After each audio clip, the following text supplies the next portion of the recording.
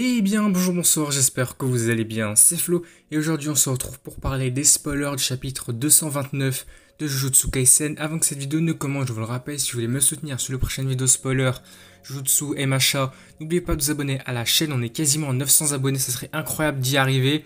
Du coup c'est parti, ce chapitre démarre.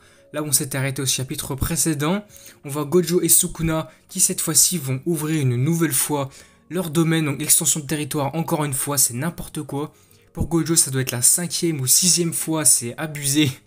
On voit que Gojo va essuyer le saignement de nez qu'il avait eu au chapitre précédent sans trop s'en soucier. On ne sait pas encore pourquoi il a eu ça, à quoi c'est dû. Comme on va le voir, comme Sukuna a utilisé son extension de territoire immédiatement, Angel en déduit que même Sukuna peut régénérer sa technique occulte brûlée grâce au sort d'inversion comme l'avait fait Gojo. Kusakabe va dire que Gojo devrait encore une fois infliger des dégâts à Sukuna pour qu'il ne puisse pas maintenir son domaine actif, tout comme Sukuna détruirait le domaine de Gojo de l'extérieur. Shoko va ensuite demander de ne pas considérer cette situation comme défavorable à Gojo. En effet, si Sukuna est touché par l'effet de l'infini pendant seulement quelques secondes, il sera complètement incapable d'agir. Shoko ajoute que si le sanctuaire démoniaque donc de Sukuna venait à s'effondrer dans les 3 minutes qui viennent, Gojo gagnera le combat.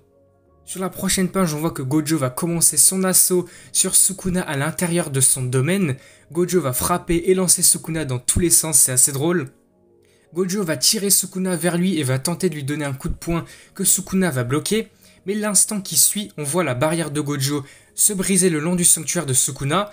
On va également voir qu'en fait les domaines de Gojo et de Sukuna se sont effondrés en même temps une fois de plus. Ensuite, on voit que Sukuna va se retrouver une fois de plus avec des blessures. Mei Mei va dire « Ne nous rendez pas nerveux » parce qu'on voit bien que ce combat il est assez serré. On voit que les domaines se détruisent en même temps. C'est vrai que ça peut les rendre un peu nerveux. Ensuite, Miwa va également dire que s'il s'agit de se battre à l'intérieur du domaine, Gojo est le plus fort. Et puis nous avons également Yuji qui va dire que Gojo peut gagner. Par la suite, nous voyons Gojo et Sukuna qui vont ouvrir encore et encore une fois leur domaine, mais tout le monde remarque que le domaine de Gojo a probablement été étendu un peu plus tôt que celui de Sukuna. On va apprendre, grâce aux paroles de Gojo, que depuis que Sukuna a soigné son corps, il a été un petit peu en retard pour régénérer ses techniques occultes brûlées. Et même si c'était seulement que 0,01 seconde, même si ce n'est pas énorme comme temps, Sukuna a quand même été retardé et par conséquent, le sanctuaire démoniaque de Sukuna s'est effondré en seulement 3 minutes à l'intérieur de la barre de Gojo. Puis prochaine page, là aussi ça va être fou, Sukuna, on va voir, il est finalement frappé par l'infini de Gojo. Gojo va dire après que Sukuna ait été touché par le vide de l'infini, il va dire pas encore, je vais au moins lui écraser le cœur ainsi que ses poumons et son foie, il veut le réduire en bouillie carrément, je vais l'amener plus près de la mort que Yuji au centre de détention juvénile. On voit que Gojo va carrément se venger de son fils Yuji, mais à cet instant-là, ça va être fou, retournement de situation. Mais Sukuna va invoquer Moraga. Et alors nous allons voir Sukuna réciter l'incantation des trésors sacrés. À moi les trésors sacrés par l'épée de Yatsuka, j'invoque Moraga le général céleste Impi en version Sukuna. On va voir vite que Gojo va être surpris, mais il se prépare rapidement à détruire Moraga en un seul coup avant qu'il ne s'adapte à l'infini. Gojo va directement tenter d'utiliser son sort d'inversion, mais Moraga va détruire le domaine de Gojo de l'intérieur. On va le voir, Gojo est choqué de réaliser qu'il s'adapte déjà à l'infini. En seulement quelques secondes après son invocation, il est directement adapté à l'infini.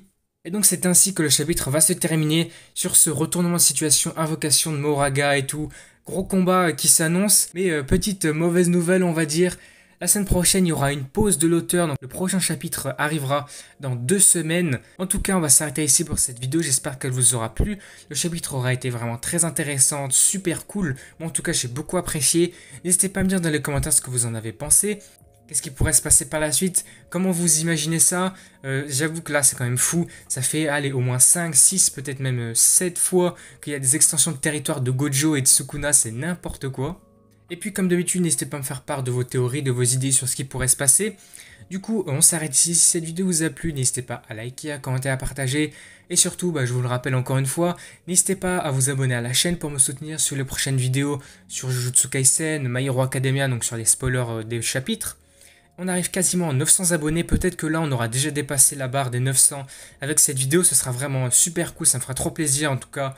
Je compte sur vous pour dépasser ça aujourd'hui, ce serait incroyable. Et du coup moi je vous dis à la prochaine.